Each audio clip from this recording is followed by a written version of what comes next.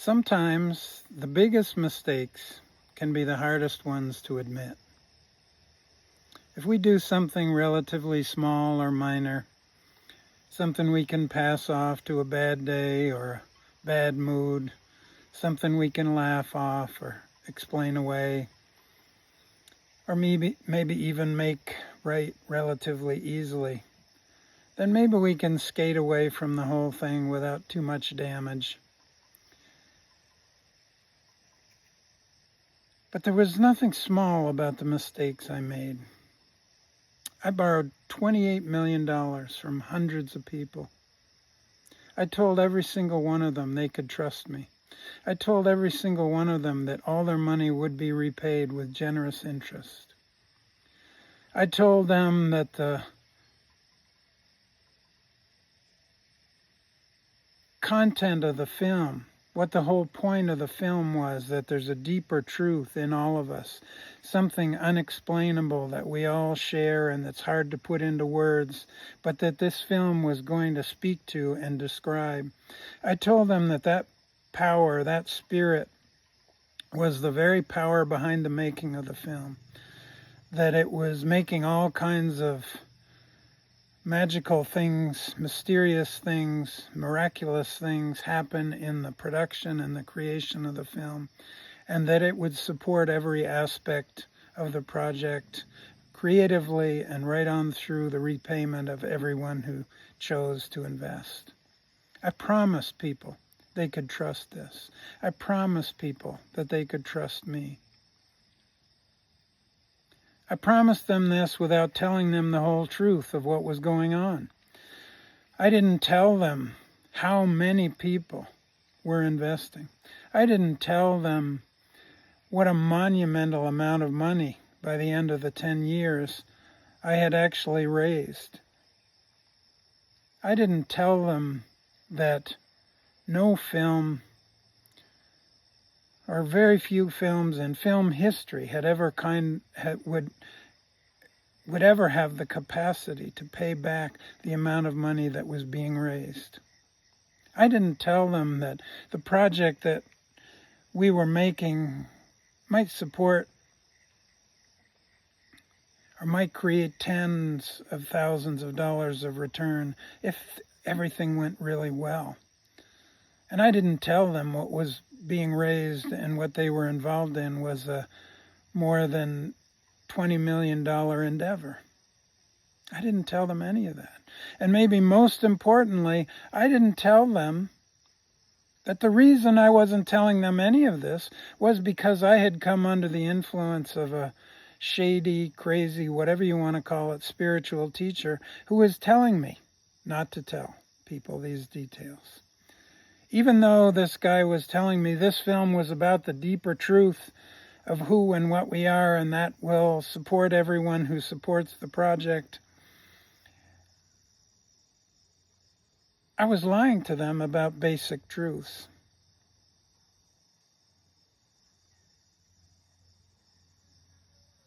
And of course, as with all lies, eventually this came crashing down. And it came crashing down in a big way. I won't tell this whole story right here, but basically I woke up one day and realized that I had raised all this money and invited all of these people into this massive delusion. And that the person I had trusted and not told them about was not at all the person I thought he was, and he wasn't going to support this. And there was nothing behind all the promises I had made to people, and that the whole damn thing was going to come crashing down around all of us. And when it did, I was devastated. Truthfully, not even so much for myself, but for all the people that I had pulled into this morass of lies and dishonesty and ugliness and manipulation. And man, that hit like a ton of bricks. I was in shock. I was in horror.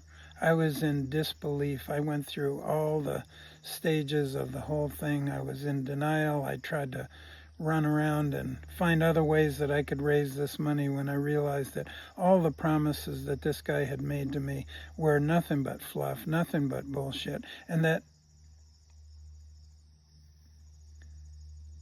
people who I knew had invested their entire life savings, or the money their parents had given them when they passed away, or money that they'd been saving for their child's education, that all that money was gone, and I was responsible for that.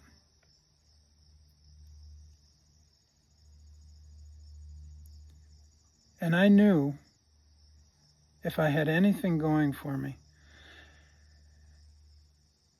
I knew that I was going to have to face this. There was no way around it. There was no sugarcoating it.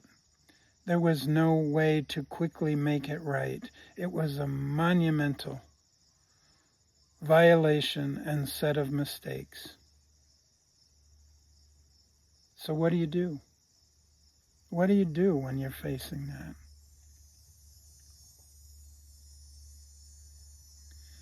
I did all kinds of things, but the one thing I think that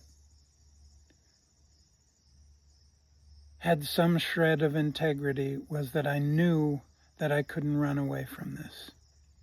I knew I had to admit what I had done.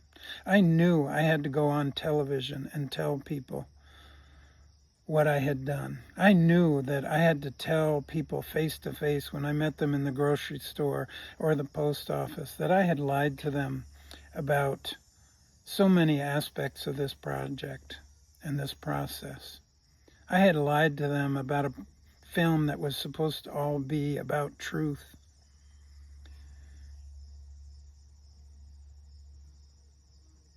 So I faced it. I sat with this. I listened to people who were angry with me. I listened to the voices in myself and sat with and laid with the voices in myself that said, "You effing idiot. What the hell were you thinking? How could you do this?" And I knew that my life as I had known it was over.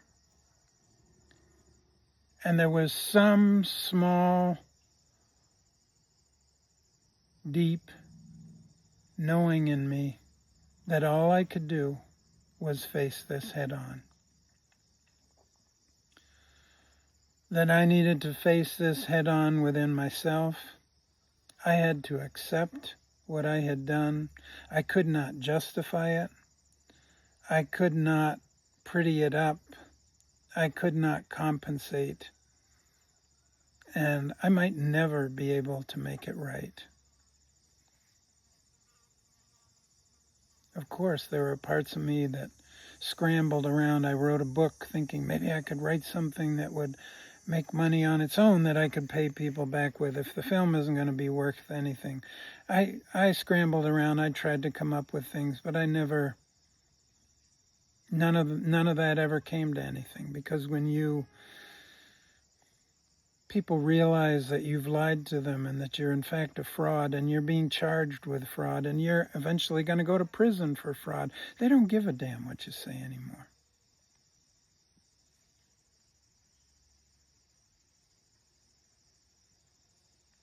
So if there was any integrity left, or if there was some deeper integrity, I just knew that I had to eat this. I had to meet people face to face. I had to apologize. I had to apologize one-on-one. I had to apologize to my whole community. I had to admit how delusional I had been. I had to admit that even though I'd always considered myself an honest person, that somehow I had lied to hundreds of people about critically important things in their lives. People had lost their homes or people would lose their homes. People had lost their trust. People had been violated on so many different levels in so many different ways because of what I had done. And there was nothing for me to do but to take that on the chin and to recognize and admit and feel the pain that I was not going to be able to do anything about this for a very, very long time, if ever. I had a $7.8 million restitution order when the court proceedings was finished. There was almost no chance I'd ever be able to repay that. And all I could do was feel the grind of the pain of making such a staggering and such a harmful set of mistakes.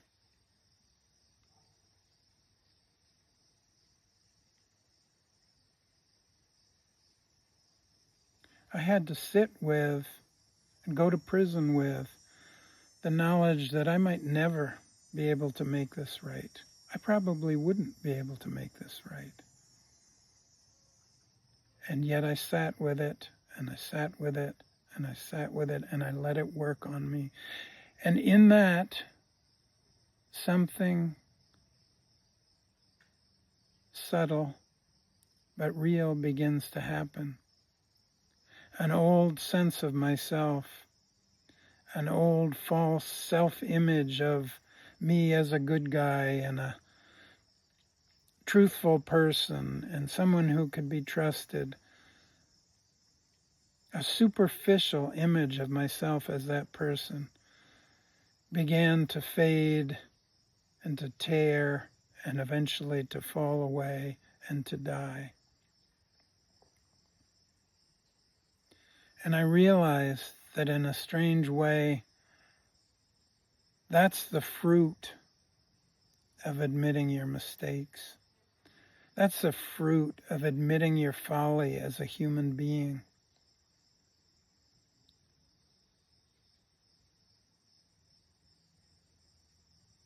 Of admitting how, despite your best intentions, my best intentions, I had hurt virtually everyone I know. So that old Mac Parker died, fell away. Nobody else cared about it anymore. Nobody else believed in it anymore. And slowly, I began to believe in it less and less.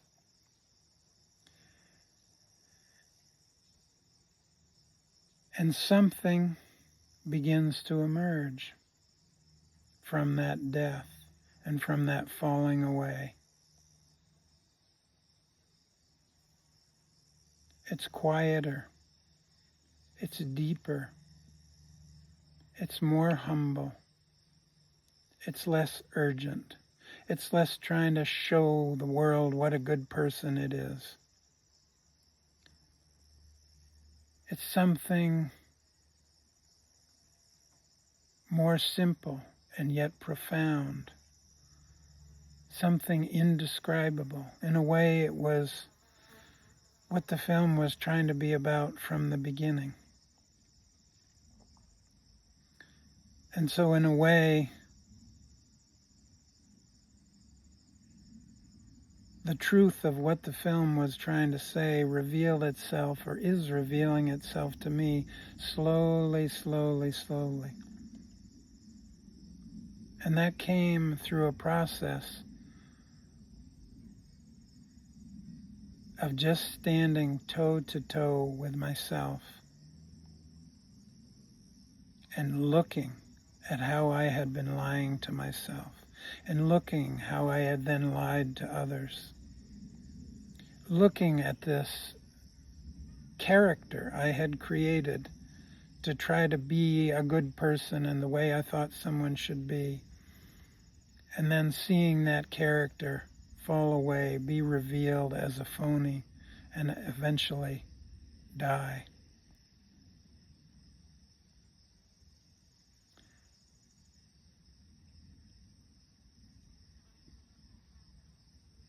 So if there's any wisdom or counsel to offer to anyone else, if you have made a terrible mistake or a series of terrible mistakes,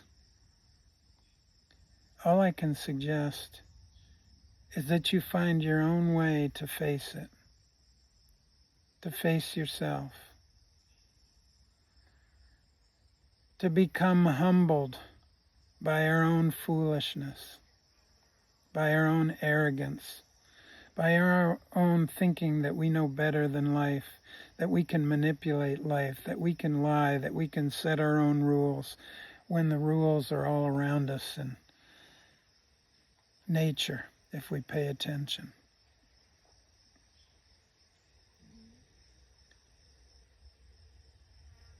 However long it takes, there is a blessing